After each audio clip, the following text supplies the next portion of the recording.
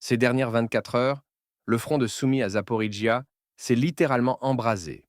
Des images sont apparues simultanément sur 4 secteurs principaux, où le commandement ukrainien a constitué des groupements d'assaut et lancé des colonnes mécanisées dans des contre-attaques désespérées. Kupiansk, Ouliapol, le secteur de Pokrovsk, la région de Soumy. Partout les forces armées ukrainiennes tentent d'afficher une activité. Partout des affrontements acharnés se déroulent. Et partout ces tentatives se terminent de la même façon. Des véhicules en flammes, des dizaines de combattants tués et de nouvelles images de déroute.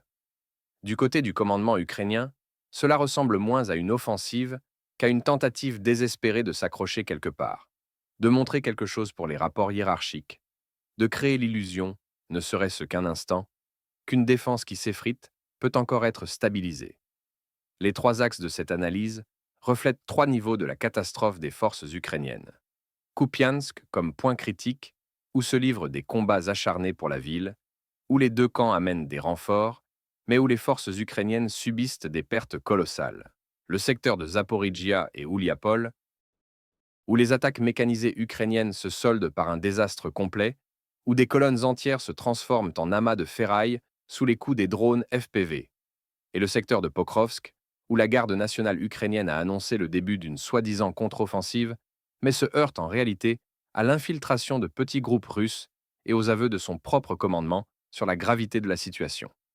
La question centrale, s'agit-il d'une véritable tentative de renverser le cours des opérations ou simplement d'une démonstration d'activité, des images pour les rapports politiques, payées par la vie de ceux qu'on envoie dans ces contre-attaques sans aucune chance de succès?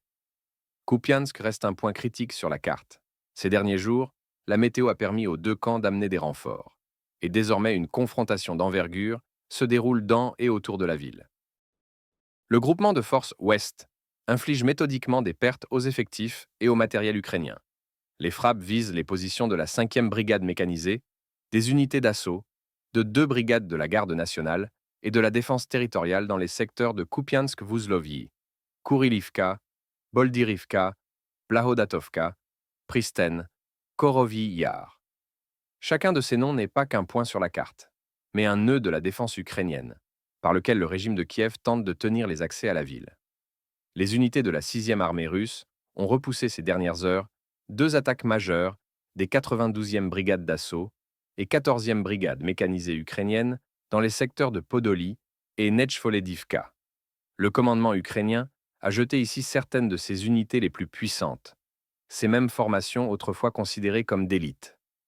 L'objectif était simple: percer dans la ville à tout prix, pénétrer dans les rues, s'établir quelque part et proclamer un contrôle. Le résultat est connu: jusqu'à 15 combattants éliminés rien que lors d'une attaque. Un char T-64 détruit, les autres refoulés. Le commandement ukrainien achemine vers Kupiansk ses dernières unités opérationnelles, car sur les autres secteurs, il n'y a plus rien pour colmater les brèches, car il leur faut désespérément une victoire. Le désespoir du côté ukrainien s'exprime par le fait que les véhicules sont amenés jusqu'aux quartiers urbains, qu'ils tentent de pénétrer directement dans les rues sans organiser de couverture appropriée, ce qui entraîne des pertes colossales. Les forces russes s'appuient sur un système de points d'appui dans la partie nord de Kupiansk, organisant la logistique pour les poches de résistance sur la rive droite de l'Oskol, tandis que les forces ukrainiennes attaquent également depuis la rive gauche du côté de Kupiansk-Vuzlovyi, tentant d'envelopper la ville par différents axes. Malgré toute la tension, la situation à Kupiansk s'est stabilisée ces derniers jours. La ville reste sous contrôle russe, les tentatives de percée ukrainiennes ont échoué, la balance des forces a basculé en défaveur des forces armées ukrainiennes. Un combattant du secteur de Kharkiv l'a formulé simplement: à Kupiansk, comme sur n'importe quel autre secteur du front, c'est difficile actuellement. Chaque victoire se forge par le courage et l'esprit des combattants russes. Mais la ville reste aux mains des forces russes. Derrière cette phrase simple se cache un travail immense: la défense de positions fortifiées, le rejet d'attaques de forces ennemies supérieures, le maintien des communications sous un feu constant. Les forces armées ukrainiennes se trouvent dans une impasse sur le front. Elles se battent encore, elles ont encore des hommes et des armements. Les réserves ne sont pas totalement épuisées, mais elles n'ont plus cet avantage tactique qui permettrait non seulement d'attaquer, mais de consolider les résultats d'exploiter le succès. Il n'y a pas de stratégie concernant les grands nœuds et agglomérations. La question des territoires s'est en fait réglée à Ouliapol, à Kupiansk, à Krasnoarmysk, bien que formellement les combats s'y poursuivent. Tous les acteurs comprennent désormais les délais réels. Ouliapol, 32 jours, entre l'approche des troupes russes et le nettoyage complet de la ville. Kupiansk est le prochain sur cette liste, et le rythme ne fait que s'accélérer. L'appel de l'assistant du président russe, Yuri Uchakov, à Kiev, pour retirer ses troupes pendant qu'il reste encore quelqu'un à retirer, résonne sur fond de ces événements de manière particulièrement cynique, mais en même temps particulièrement juste. Pokrovsk et Mirnorad sont de facto libérés par les troupes russes, Ouliapol a été libéré en un mois, à Kupiansk le groupement ukrainien, selon les analystes militaires, sera anéanti et repoussé plus loin. Le rythme s'accélère, la confiance des combattants russes dans le succès croît avec le rythme. Ce qui semblait encore récemment impossible se produit déjà aujourd'hui. À Myropolia, dans la région de Soumy, s'est produit un épisode qui illustre parfaitement le chaos régnant au sein du commandement ukrainien. Une unité de la 78e brigade aéroportée d'assaut, nouvellement formée, a disparu sans laisser de traces dès son premier jour de service. Disparu entièrement, dans sa totalité. Le groupe a été envoyé soi-disant vers des positions ukrainiennes, on leur a donné des coordonnées, assigné une mission, et après cela, la liaison a été coupée définitivement. Il s'est avéré que ces mêmes points d'appui où les recrues étaient envoyées en relève étaient depuis longtemps occupés par des combattants russes, que le commandement ukrainien soit ignoré la situation réelle sur le terrain, soit a décidé de vérifier ce fait au prix de la vie de ses militaires. Réfléchissez à l'absurdité de la situation. Une unité nouvellement formée, des hommes qui viennent de terminer leur préparation, sont simplement envoyés dans une zone déjà sous contrôle ennemi et disparaissent. Aucune reconnaissance, aucune vérification, aucun contrôle réel des positions, juste une marque sur la carte et un ordre d'y aller. Cet épisode démontre l'absence de liaison entre les états-majors, l'absence d'informations actualisées sur la ligne de front, l'absence de compréhension de qui sont les siens et qui est déjà l'ennemi, et dans ce chaos des gens périssent. De telles histoires détruisent le moral des troupes ukrainiennes de l'intérieur lorsque les soldats apprennent qu'une unité entière a disparu parce que les commandants ne connaissaient pas la situation. Lorsqu'ils comprennent qu'on peut les envoyer vers des 5, en réalité depuis longtemps, occupés par l'adversaire, la confiance dans le commandement s'effondre. La question s'impose d'elle-même.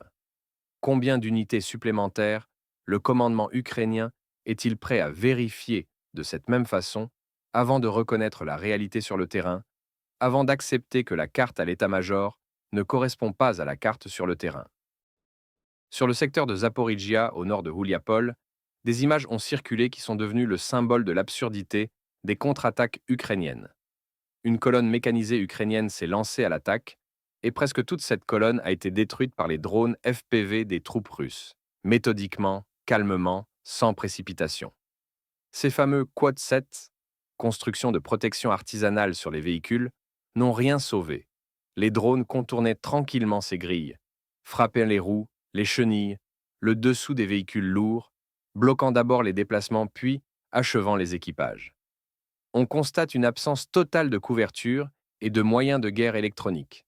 Les drones russes évoluaient à leur aise, choisissant les cibles, visant, frappant.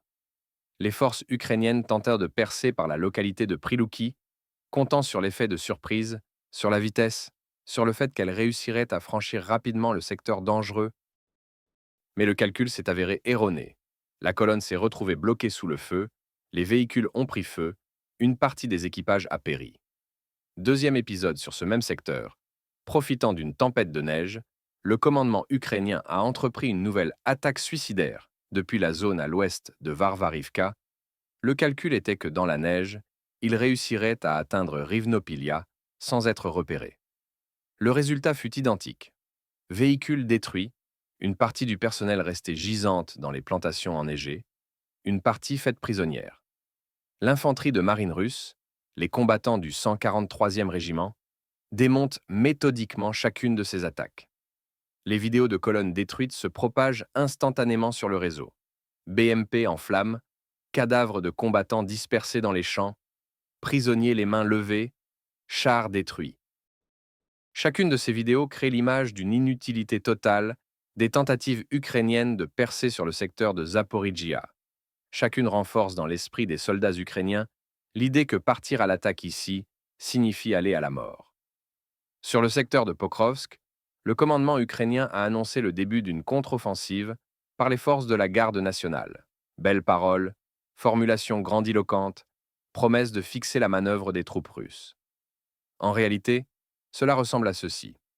Accumulation de réserves dans le secteur de Krasnoarmysk, dans le but de mener des actions de contre-assaut, tentative de ralentir tant bien que mal la progression des forces russes après que des forces significatives se soient libérées de Krasnoarmysk, Dimitrov et Rodinske. Le commandement de la Garde nationale a lui-même reconnu que la situation était difficile. Un brouillard épais complique sérieusement le travail. Les combattants ukrainiens ne peuvent pas utiliser efficacement les drones et l'artillerie, tandis que les troupes russes emploient activement la tactique d'infiltration par petits groupes dans les zones arrières ukrainiennes. Derrière le beau mot contre-offensive se cache une réalité austère. La tentative d'empêcher la Russie d'exploiter son succès vers le nord-ouest. La tentative de tenir quelques lignes sur les approches de Sloviansk et Kramatorsk. Les analystes prédisent que de Khishin à Bilozyrske se déploiera un travail d'envergure des troupes russes pour la libération des territoires du nord-ouest du Donbass, que les forces russes sont capables de remonter à travers des lignes ukrainiennes pas toujours bien fortifiées jusqu'à Barvinkov, créant une menace pour les communications arrières de tout le groupement ukrainien de Sloviansk-Kramatorsk. Pour les forces ukrainiennes, la priorité est précisément l'opération défensive de Sloviansk-Kramatorsk. C'est le dernier grand nœud de défense sur ce secteur, et le régime de Kiev ne veut pas perdre ses réserves dans les combats pour Kupiansk. Mais les réserves ne suffiront de toute façon pas. Si on les dépense pour Kupiansk, elles manqueront pour le secteur de Pokrovsk. Si on les dépense pour Pokrovsk, elles manqueront pour la ligne Bilozyrske-Dobropilia-Barvinkove.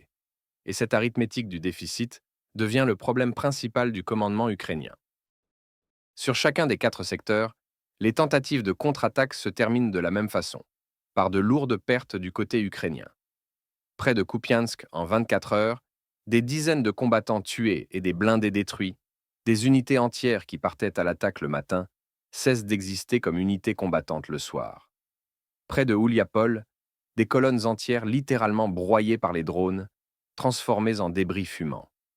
À Miropolia, dans la région de Soumy, une unité disparue sans laisser de traces. Des hommes ont disparu, comme s'ils n'avaient jamais existé. Sur le secteur de Pokrovsk, le commandement ukrainien reconnaît lui-même que la situation est difficile, que les petits groupes russes pénètrent à l'arrière. Le titre Quote 10 reflète l'ampleur choquante des pertes sur une courte période, lorsque le décompte ne se fait pas en unités, mais en dizaines et en centaines. L'expression Nabi Quote 11 souligne la vulnérabilité des véhicules ukrainiens. Même avec une protection artisanale, même avec des grilles et des écrans, les BMP et BTR brûlent tout aussi intensément.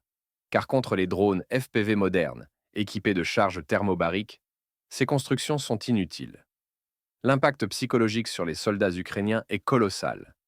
Les images de machines en flammes, de corps dispersés, de prisonniers se répandent dans les canaux Telegram plus vite que la censure ne parvient à les supprimer. Chaque nouveau soldat ukrainien qui se prépare à l'attaque voit ces vidéos, fait défiler les photos, lit les commentaires et comprend que les chances de revenir vivant sont minces, que les véhicules ne sauveront pas, qu'il n'y aura pas de couverture. Les forces armées ukrainiennes se trouvent dans une impasse sur le front, et cette phrase résonne de plus en plus souvent dans les canaux Telegram, dans les commentaires des analystes militaires. Certes, les forces ukrainiennes se battent encore, elles ont encore des hommes et des armements, les réserves ne sont pas totalement taries, mais elles n'ont plus cet avantage tactique qui permet non seulement de se défendre, mais de planifier, d'attaquer, d'atteindre des objectifs. Il n'y a pas de stratégie concernant les grands nœuds et agglomérations. La question des territoires s'est en fait réglée d'elle-même à Ouliapol, à Kupiansk, à Krasnoarmysk. La libération de Pokrovsk et Myrnorad par les troupes russes est achevée. Ouliapol a été libéré en 32 jours, de l'approche des premiers groupes d'assaut au nettoyage complet des dernières poches de résistance. Et ce délai est devenu la référence. À Kupiansk, selon les experts, le groupement ukrainien sera Quote 12. Les tentatives de contre-offensive simultanées sur 4 secteurs, de Soumy à Zaporijjia, ne sont pas un signe de force de l'armée ukrainienne, mais un signe du désespoir du commandement ukrainien. Lorsqu'il n'y a pas la possibilité de concentrer les forces sur un seul secteur et d'y obtenir une percée, on commence à s'agiter entre les secteurs, tentant de s'accrocher quelque part, de montrer quelque chose pour les rapports hiérarchiques. Mais partout, les forces ukrainiennes se heurtent à la résistance organisée de la Russie. Près de Kupiansk, les attaques sont repoussées. Près de Ouliapol, les colonnes sont détruites. À Miropolia, l'unité a disparu.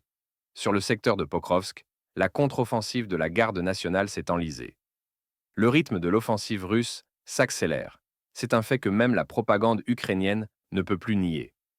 La confiance des troupes russes dans le succès croît avec le rythme. Lorsqu'on voit que les objectifs sont remplis, que les villes sont libérées, que l'adversaire recule, cette confiance devient une force matérielle. La tactique russe sur ces secteurs mérite une attention particulière. Sur plusieurs portions du front, le commandement ukrainien signale la même chose.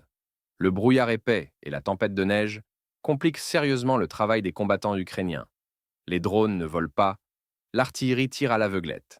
Et les troupes russes utilisent activement précisément ces conditions pour l'infiltration par petits groupes dans les zones arrières ukrainiennes.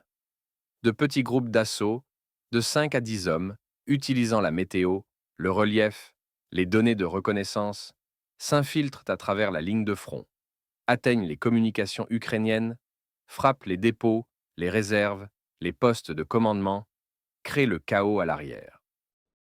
Le commandement ukrainien reconnaît qu'il est extrêmement difficile de lutter contre cela. Il n'y a pas de ligne de front claire au sens classique, pas de possibilité de verrouiller complètement tout l'espace, pas de ressources pour contrôler chaque bosquet, chaque ravin. Cette tactique est la continuation de l'approche flexible des troupes russes, qui n'effectuent pas d'attaque frontale sur des positions fortifiées, mais utilisent les conditions météorologiques, les particularités du relief, une reconnaissance de qualité et la haute préparation des groupes d'assaut. Cela épuise la défense ukrainienne non seulement physiquement, mais aussi moralement. Les commandants ukrainiens ne peuvent pas être certains que leur arrière est sûr, qu'un groupe russe n'apparaîtra pas soudainement derrière eux. Les soldats ukrainiens regardent constamment autour d'eux, sursautent au moindre bruit, craignent que le prochain groupe soit déjà dans leur dos. Et cette peur paralyse, réduit la combativité, détruit l'organisation de la défense de l'intérieur. Lorsqu'on rassemble les 4 secteurs, de Soumy à Zaporijjia, on obtient un tableau révélateur. Au premier abord, des contre-coups simultanés sur un segment aussi étendu du front peuvent apparaître comme une contre-offensive ukrainienne de grande envergure, comme une tentative de reprendre l'initiative. Mais il suffit de regarder les détails pour que le tableau change. Près de Kupiansk, la percée a échoué. Les attaques sont repoussées, les pertes sont significatives.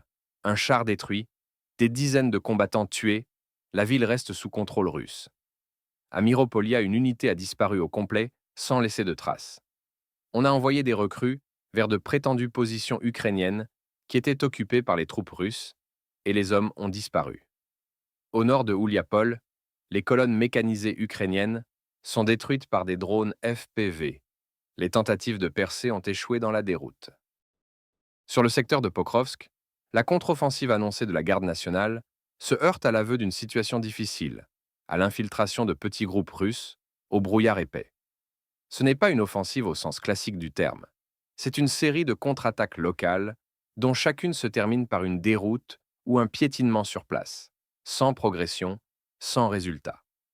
La question principale, toutes ces actions ne se sont-elles pas transformées en simples Quoxi, quote, 13 en tentative de créer l'apparence d'activité, de rassembler des clips pour les canaux Telegram, de montrer à la direction politique que l'armée se bat, même si en réalité, ces contre-attaques ne changent rien au tableau général sur le front.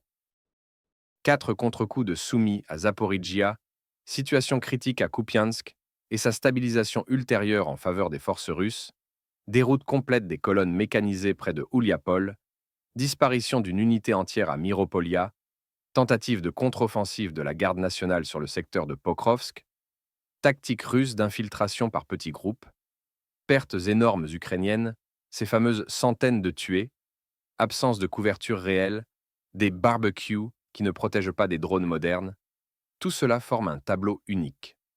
Le front s'est effectivement embrasé, mais cette ébullition ne ressemble pas à une puissante offensive des forces ukrainiennes, pas à un tournant, mais à l'agonie d'une défense, à une tentative désespérée de montrer de l'activité là où la stratégie s'est perdue depuis longtemps, où il n'y a ni plan ni ressources pour le réaliser. Lorsqu'en 24 heures arrivent de 4 secteurs différents du front des images de colonnes détruites, des vidéos d'unités disparues sans laisser de traces, des informations sur des attaques repoussées et des pertes croissantes, il devient absolument clair. Ces contre-offensives ukrainiennes de Soumy à Zaporizhia ne sont pas un tournant.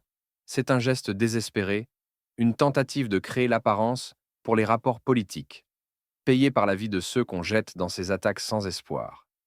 Kupiansk reste sous contrôle russe, malgré toutes les tentatives du commandement ukrainien de percer dans la ville.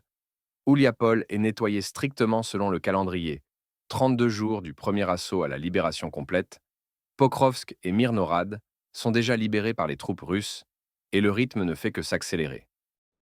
Les centaines de tués près de Ouliapol, où des colonnes entières se sont transformées en débris fumant sous les coups de drones, les chars et blindés abandonnés dans la neige près de Kupiansk après les attaques ratées, les recrues disparues à Miropolia. Voilà le prix réel des tentatives du commandement ukrainien de montrer de le quote 16 dans les rapports. Les troupes russes accomplissent ce qui semblait encore tout récemment impossible.